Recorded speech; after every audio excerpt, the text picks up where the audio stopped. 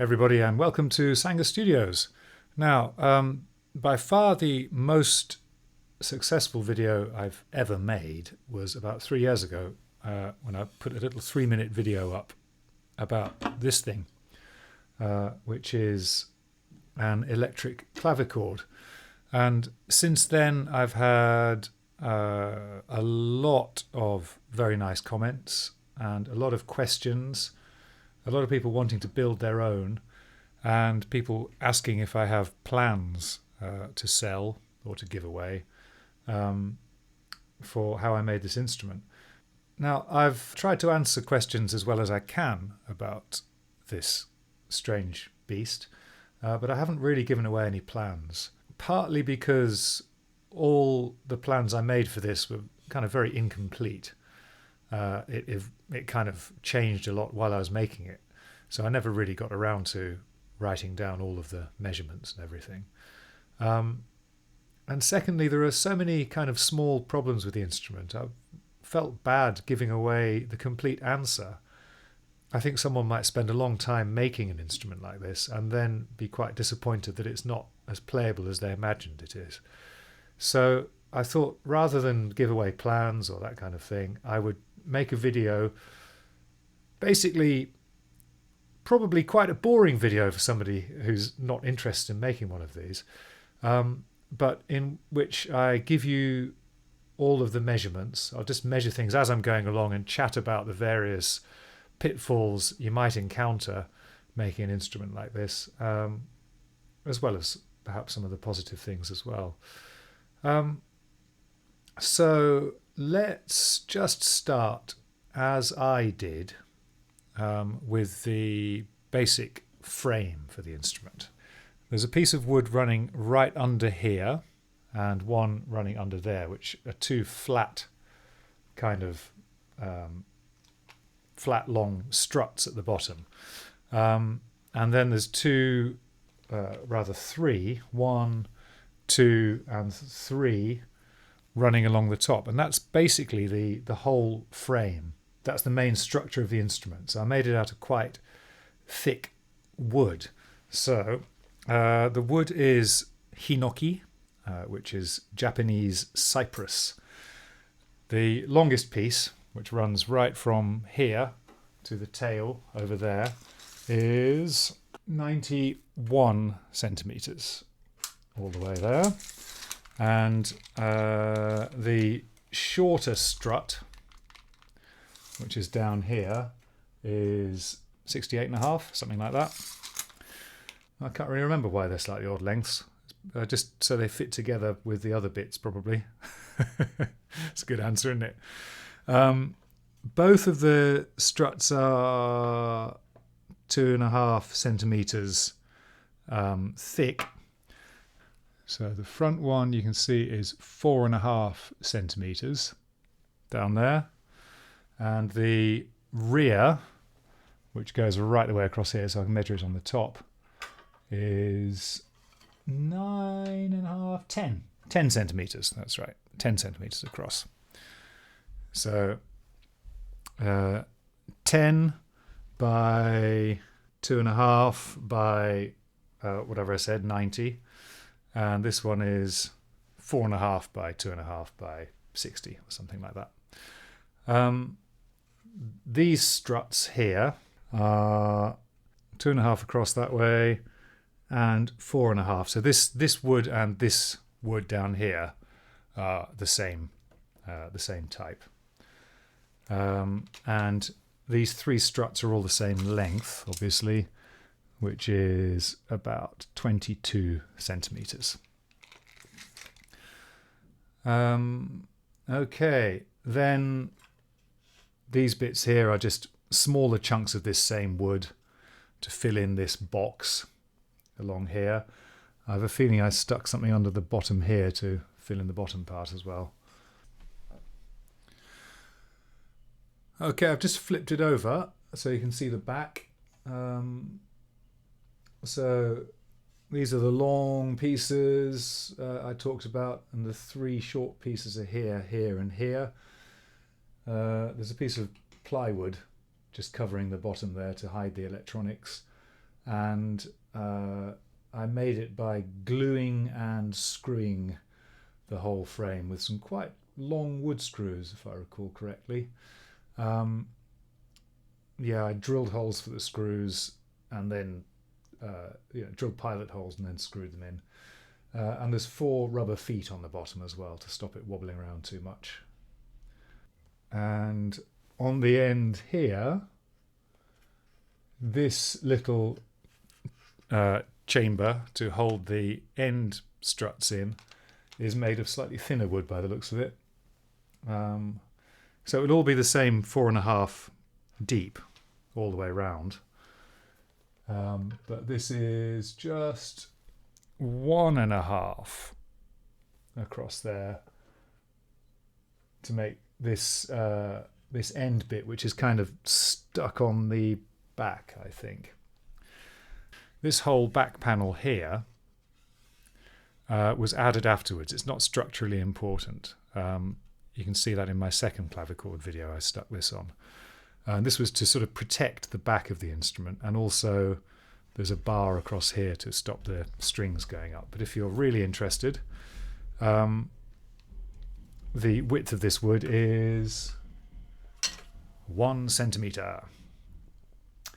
And again, this part here isn't structurally important, so it doesn't really matter how thick it is, but it's to stop the keys from bouncing up. So I would have made this the same thickness as the bottom one. So again, that's 4.5. But sorry, let's get this right. The height is just 1.5 centimeters. And that's to stop the keys from bouncing off. Ooh, it's actually a bit loose there. I could tighten that up a bit. Now, so that's the basic wooden structure. The other thing that is quite important is the scale length. So if I measure the gap between here and here, that would be useful, won't it? That's about 54.5 to this first part here, which is kind of the keyboard cage.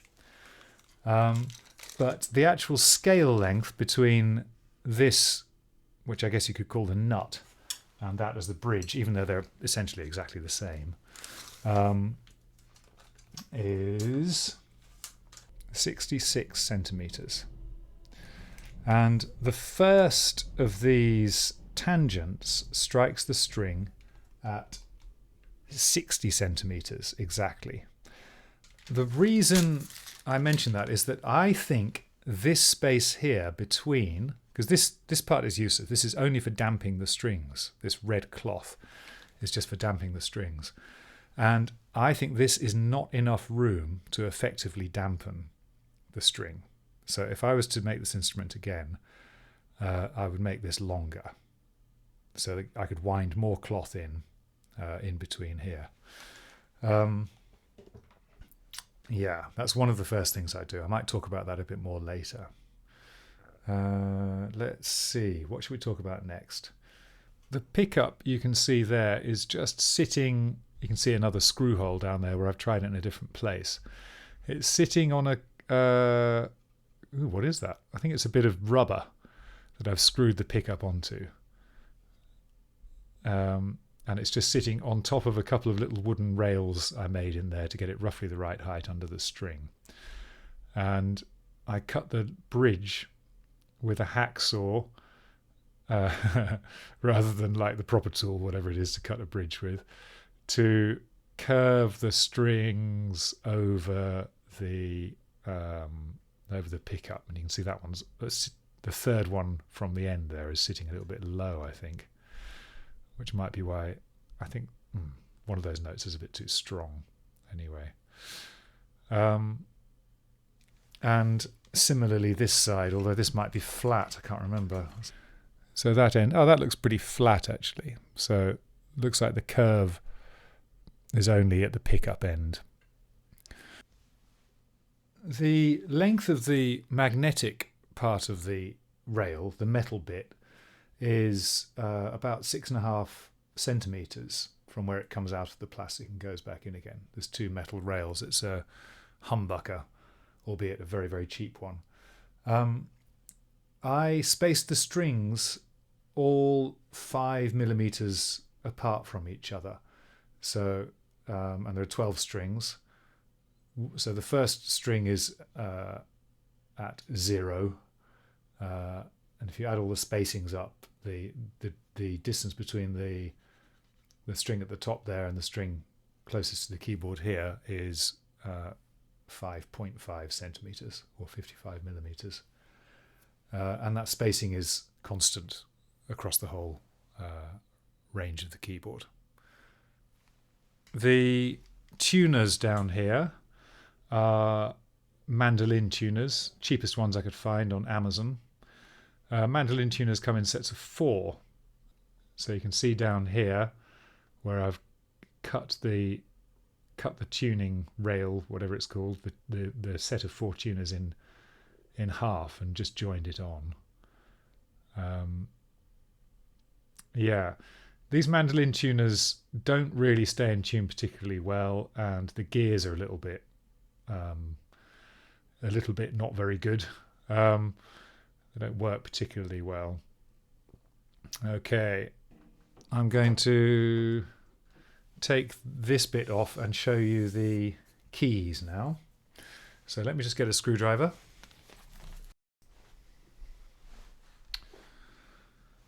Okay, let's unscrew this one.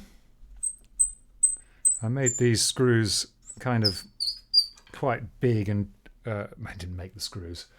I used quite big chunky screws to make them easier to screw in and unscrew again, because I thought I'd probably have to get into this bit sometimes. So it's just to loosely hold this this kind of bar in place. You can see here that each key is on a pivot. This is, oh, I can show you actually, just a minute.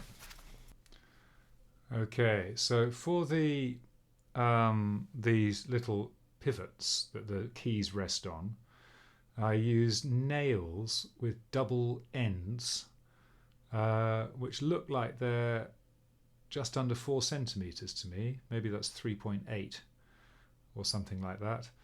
And the thickness, I've lost my little vernier gauge, unfortunately. I couldn't find it. But does that look like 2? About 2 milli? 2 milli thick? Something like that. Yeah, 2 millimeters, I think, thick. So that's what I used for all of the pivots. And they are, in fact, the pivots at this side.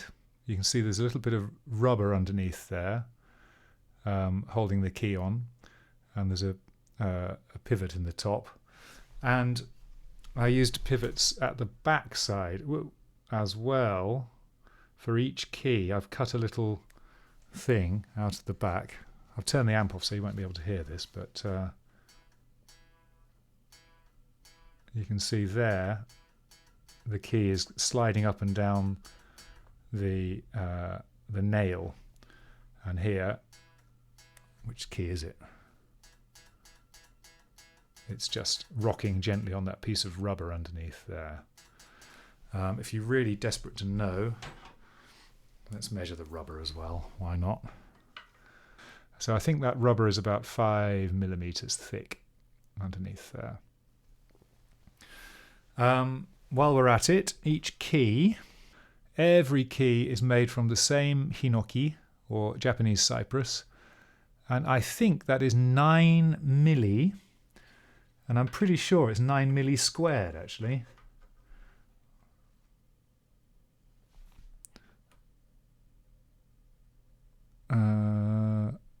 Oh, it looks like 10. Looks like 10 that side. Maybe it's 10 milli squared that I used for it. Let's measure that side again. It could be 10 actually. 10 by 10. 10 by 10 millimeters. Hinoki. The keys are a very simple construction. They are just sticks. This is thin plastic I laid on the top of the sticks, and this is because this is all the pressure's going downwards. That's about 2 millimeters, I think, 2 millimeters thick plastic, maybe 1.5. Because this is all the pressure's going downwards on here. These are actually just held on by double-sided sticky tape. So I just cut the shapes out and stuck them on. The black keys is actually is hinoki as well. So this is the same stuff. So I just stuck a bit on the top. So there's one solid long piece of wood making up the lower key. One piece of wood stuck to it and sort of shaped a little bit. I probably just used a sander or something, a piece of sandpaper to shape at the end there, and sprayed black. And the crucial part is down here. This is the same stuff, but another lump stuck on the top with a hole drilled in it so that the tangent sits in there. The tangents are made from these things, which I actually found in the DIY shop over the road from my house. And I've never seen them since in any other DIY shop. But you can see that there is a serial number here. There's a barcode. You get 180, so I've got another clavichord or so in here, I think, if I need them. 1.8 by 32. And there's the Japanese. That's the website up there as well. So if you want to seek them out, that's the best I can do, I'm afraid, to help you. There you are. So that's what a new one looks like. So it's a nail, but it's got this kind of end, which is sharp.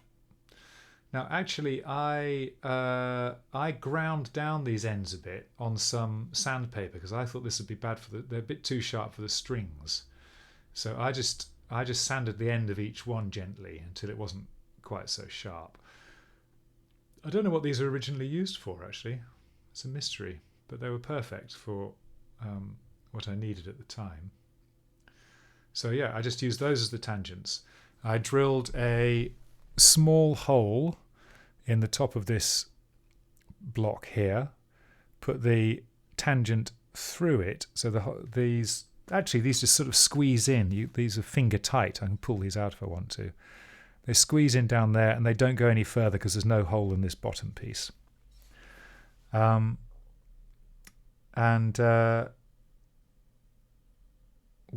this is slightly out of order actually, but once I kind of got the strings on, I think, and got these keys on, I then put masking tape around here and moved them around until they were in the right place, marked them off. You can still see my pencil marks down there. Marked them off, and then I glued them on so that they were just in just about the right place. And then these end bits, you could just sort of bend a little bit left and right or up and down to get them for sort of fine tuning, to get them to hit the strings properly. Okay, so that's the keys. Now what you're probably quite interested in, I guess, is the placement of the keys. So I followed a kind of a rule, and there were flaws in the rule that I followed. So let me talk you through what I thought at first. So the first thing, and really I think the only really original part of this that I'm really proud of, because obviously the clavichord was designed hundreds of years ago, the only really crucially interesting thing that I've done is to I'll turn the amp on again actually, just briefly, to have each one string per note name. So the first string here is the C string, so this plays all of the C's. So you can see here, that's the lowest C, that's the next C up, and that's the highest C. And then it becomes quite easy, because to get a note an octave higher, you just have to divide the string length in two. And as I said, I knew this was 60 centimeters, so you just divide it in two to 30 centimeters to get this one. With the other strings, you'll notice that they're actually, the tangents are kind of equally placed. On a guitar fretboard, they get closer and closer and closer together as they go up. But these are all, well, let me see. So this is 30 centimeters. That's 30 centimeters divided by 12. So these are all, whatever that is, apart from each other, less than 3. Can't bother to do the maths at the moment. So anyway, it doesn't really matter as long as these are an octave apart. So I could space these out and space these out half width, and it makes the keys easier to manage. If I'd done it so that each one was logarithmically getting slightly smaller and smaller and smaller each time, i.e. By multiplying the string or dividing the string length by 2 to the power of 1/12 is how you do it, I think. Then these keys here would be so close together I'd have to use different wood to do it that way, and so on. So it's a kind of compromised system. All of these strings are the same gauge. They are all electric guitar D strings. And I'm afraid I can't remember the exact gauge, but if you freeze the frame of the first video where I lay out all the D strings, you could probably see that see the gauge of the string. But I do remember that they're D strings. They're from 2 different companies, but they were all half price in a half price kind of basket in a guitar shop I went to. And altogether there were, I think, exactly 12, which is exactly what I needed. So it was a pretty lucky find, really.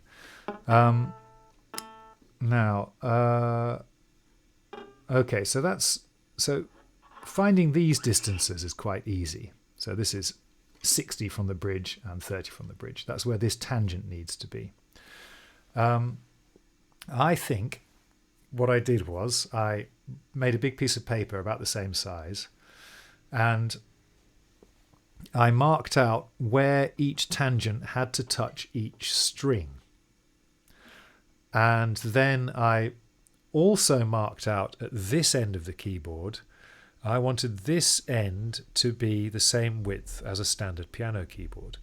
And I've since actually played a couple of, I bought a little Korg micro key, and the keys are much smaller and it's very playable, so there's no real reason why it should be the same width as a proper piano keyboard. And the first real flaw in my system here as well is that you don't play the keyboard right on the ends of these notes. What I should have done really is try to get this area of the keyboard, the center of each key, to the width of the keys I wanted to. So it could have come closer together this end and further apart this end. That would have been a better compromise, I think. I wanted straight keys just to make it easier to build and as an experiment, really. I mean, by keys, I mean the whole mechanism to be straight, because it's very, very simple to engineer that way. When you start having bent bits of wood and stuff, it gets a bit more complicated. So that's how I did that. So I don't think there's any point really giving all of these measurements. I think you decide what keyboard width you want, mark out the keys, and then look at where the tangents touch the strings. The other thing is, of course, that as you play a key, the key obviously angles upwards slightly, so the tangent will actually strike the key at a slight angle. It doesn't make that much difference, but I think it did make a difference. I did have to end up bending quite a few of the little these tangents around a little bit to get them to hit the keys properly. There's a bit of felt running underneath the keys there to stop them clunking around. Yeah, and that's pretty much it for the mechanism, really. Yeah. Shall I take a key off and show you? Yeah, why not? So this is they just Excuse me, let's move the strings out of the way. So that is a key. Okay, there's a slot cut in that end. Main reason I did it that way, on a standard clavichord, there'd be a wafer of wood poking out here that runs into a slot in the wall, in the back panel, and that would keep the key totally straight. But I am absolutely no engineer, and this seemed like a much easier solution to me to have a pin which is going to be straight, and then all I need to do is cut a slot in. If you look carefully down the back there, all the slots are a bit different, and they're all kind of hand cut. Now, the other thing, of course, is that the key. Actually, I'll show you this again. The key here needs to. Let's get my other camera. The key needs to rock down there. So ideally it wants to be pretty much the same width as the pin at the bottom of the key and open out slightly at the top. And it should open out slightly that way. So it can be straight on the end of the key that you... Oh, God. On the end of the key that you play, this slot can be straight. But because it rocks backwards, it needs to have a little bit of wiggle room that way. But if you open out the whole hole in that way, it won't work very well. So you can see here the bottom of the key is almost a circle. It was just supposed to be a circle.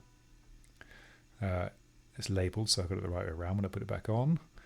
And the top of the key slants slightly forwards. Now I made a little jig out of a piece of wood, and by trial and error I got 2 drill holes in just about the right place and drilled 2 holes, and then kind of wiggled something around in there to cut out the middle bits. I drilled a hole straight down that way, then I turned it over and drilled a hole slightly diagonally that way, and then I knocked out all of the kind of bits and pieces of wood in the middle there. I think I just wiggled one of the pins around in there actually to get rid of the other stuff. So that's how I managed to get this slanted hole in the top and a straight hole in the bottom. And that means that when I put it back on here,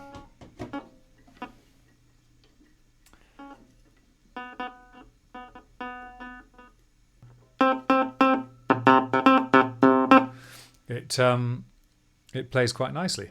It rocks very well. Problem with these keys, one big problem with these keys is that they are very, very, very, very light. They're so light, I can show you with a 5 yen coin here. If I just drop it on one of these keys, you can see that actually it plays the note.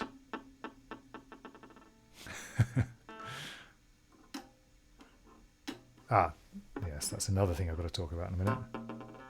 I'll show you that from the side as well.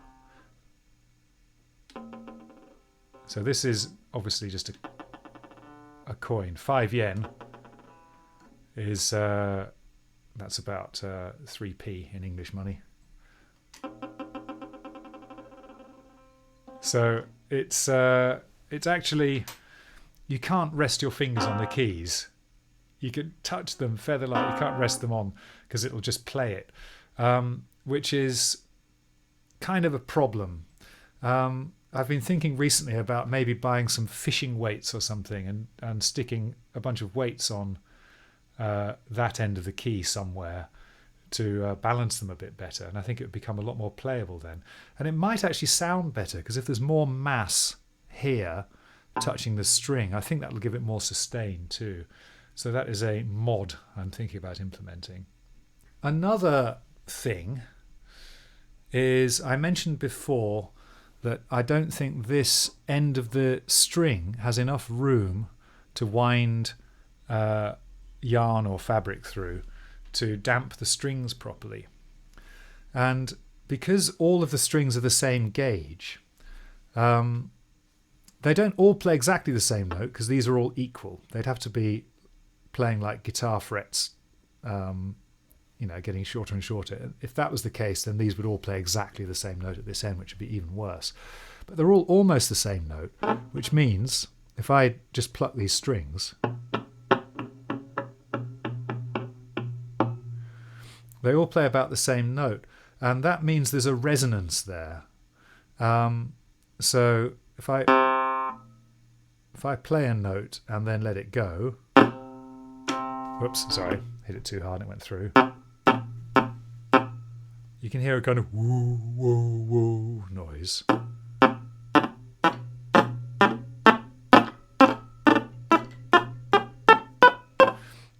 For all of the strings. If I actually lay my fingers over the top, a bit further,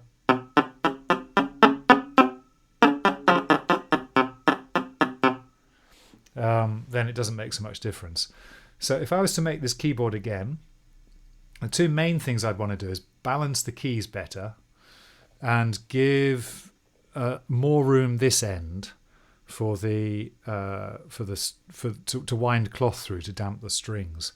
I tried various different kinds of cloth. First I tried wool, just winding it through, and that was rubbish, didn't work at all. I tried various things, and actually this is just cotton, I think, just an old t-shirt or something that's just sort of wound through the strings. And of course the neater you do it, the worse it gets. It's very frustrating, because if you do it very, very neatly, then actually, or tightly, then it will just, the strings will vibrate better. So you have to kind of do it roughly so it mutes the strings. So it never looks very nice, which is why it's all poking out all over the place. So that's something else that's never worked quite perfectly. The pickup I mentioned in the last video was from the original pickup I had was a very, very nice handmade pickup that my friend Ollie sent me from the UK. Actually, I think it was made in the Netherlands somewhere. But it was quite fragile, unfortunately, and I managed to break it. So the only thing anything that was worth any real money on this thing got broken. He also sent me these funky red knobs to go on there because he didn't like them, but I think they're quite funky. Down at this end, so the wiring is typical guitar wiring. That's just a volume control and a tone control here. I should just show you the tailpiece. This is a piece of aluminium stuck to the end. It's not focusing again, come on. That's a piece of aluminium stuck to the end with 12 holes drilled into it. And it's not really ideal. I think it's about 2mm thick aluminium, maybe 2.5. It's not ideal, but it does kind of work. The strings just run up there over the bridge the other end, and then to the tuners. So one more question I've been asked a couple of times is how often I need to change the strings. And believe it or not, I have not had to change the strings at all. When I was making the instrument, I broke one or two, taking them off and putting them on again, but that was down here. That was an issue with the tuners at this end. But for general playing, I haven't broken any at all. I think it's because, I think there's two reasons. Firstly, I've filed the ends of these tangents off, as I said, so that actually they're not really digging away at the string. And also, there's not that much pressure on the string at that end, and there's no sweat or anything from the hands getting onto the strings to corrode them. So they do seem to last quite a long time. It's been nearly 3 years since I made this. No, wait, 2019. It's actually 4 years since I made this thing. And the strings still are fine, really.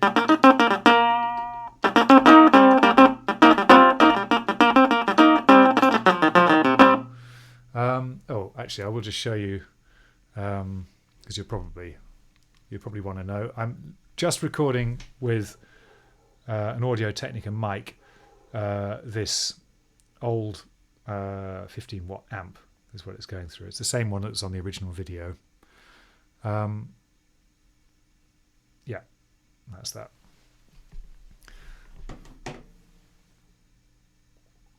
Okay, I don't think there's anything more I want to tell you about this. I think everything else is fairly self-explanatory, but do leave me a comment if you want to know anything more specifically. If you're interested in building one of these yourself, it'd be great if you'd ask questions in the comments, and then other people can read them as well, because it seems like quite a few people have been inspired to build their own. There's a guy in Brazil who's made a clone of it, and several other people were working on clones, I know, which is a lovely feeling for me, actually. It's great, so thank you very much. If you enjoyed this video, please give me a like, give me a subscribe, leave me a nice comment, all of that kind of thing. I really appreciate it. I'm up to nearly 1,000 subscribers at the moment, so it would be brilliant to get over 1,000. I don't think I'll ever be a career YouTuber, but I enjoy it a lot, especially interacting with people all over the world and talking about bizarre musical instruments. So thank you very much, and see you in the next one. Goodbye.